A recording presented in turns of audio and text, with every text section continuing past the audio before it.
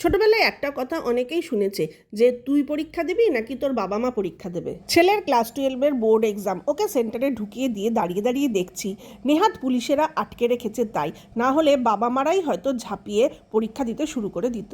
কিন্তু আমাকে পরীক্ষা দিতে বললে আমি ডাহা ফেল করতাম, কারণ আমি হচ্ছে আর্টসের স্টুডেন্ট আর আমার ছেলে সায়েন্সের।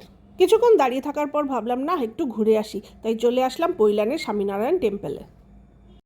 হ্যালো বন্ধুরা, আমি এখন এসেছি পৈলানের স্বামীনারায়ণ টেম্পলে। ভীষণ সুন্দর মন্দিরটা, ভীষণ সুন্দর। দাঁড়ান আপনাদের দেখাচ্ছি, ভীষণ সুন্দর মন্দিরটা। আমি আগেও এসেছি, আমার বাড়ি কাছাকাছি, সেই জন্য আমি আগেও এসেছি।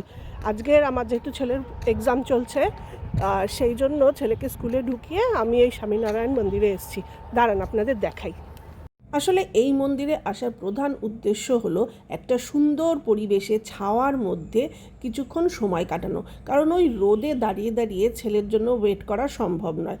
আর ওর মতো পরীক্ষা দিক, তাই আমি আর আমার হাজব্যান্ড ভাবলাম আমরাও একটু ঘুরে আসি। আর সময় কাটানোর জন্য এই মন্দিরটা ছিল একদম পারফেক্ট।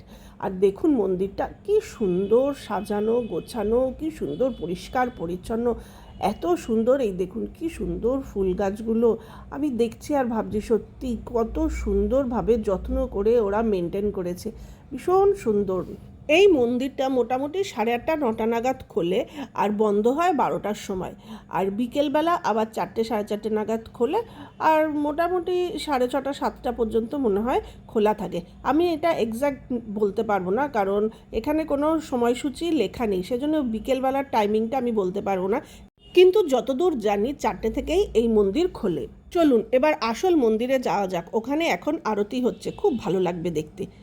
এই যে আমার আরতি দেখা হয়ে গেল, আর উপরে কোনো ভিডিও করা যাবে না বলে আমি ভিডিও করতে পারিনি।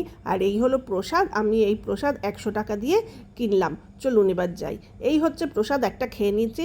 আর শনপাপড়ি দিয়েছে 4টে, ভীষণ ভালো খেতে শনপাপড়িগুলো। আমরা এখন এসেছি ওদের ফুড কোর্টে, মানে যেখানে খাবার পাওয়া যায় সেইখানে। ওই যে ওখানে লাইন দিয়ে দাঁড়িয়ে রয়েছে না, ওখান থেকে কুপন কাটতে হয়, কেটে এই জায়গায় আসতে হয়, এইখানেই খাবার দেয়। এটা ভোগের থালি সাজাচ্ছে, এর দাম হচ্ছে 100 টাকা। আমরা একটা ভোগের থালি নিয়েছি। এই ভোগের থালিতে 2টো রুটি, ভাত, 2 রকমের সবজি, ডাল, একটা লাড্ডু, ধোকলা, আচার, ঘোল, স্যালাড এই দিয়েছে। আর আমি নিয়েছি এই যে ভোগের খিচুড়ি। খাওয়া দাওয়া সেরে আমরা এখন ছেলেকে নিতে চলে এসেছি এই যে স্কুলের সামনে। ছেলের পরীক্ষাও শেষ হয়ে গেছে, ওই যে আমার ছেলে বেরোচ্ছে। আশা করি পরীক্ষা ভালোই হয়েছে। এখন আমরা বাড়ি ফিরবো। তাহলে এখানেই আমার এই মিনি ব্লগটা এন্ড করছি। টাটা।